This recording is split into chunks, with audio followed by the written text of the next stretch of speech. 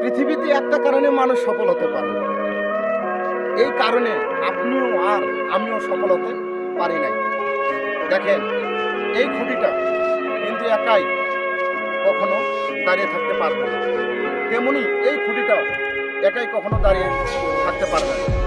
যদি দাঁড়িয়ে থাকতে হয় তাহলে একে অপরের উপর ভরসা করে দাঁড়িয়ে থাকতে হবে।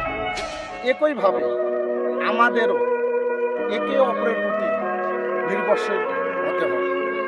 তাই আমার ভিডিওটা যদি আপনাদের সামনে যায়, অবশ্যই সেখানে লাইক, গঠনমূলক কমেন্ট এবং অবশ্যই শেয়ার করবেন।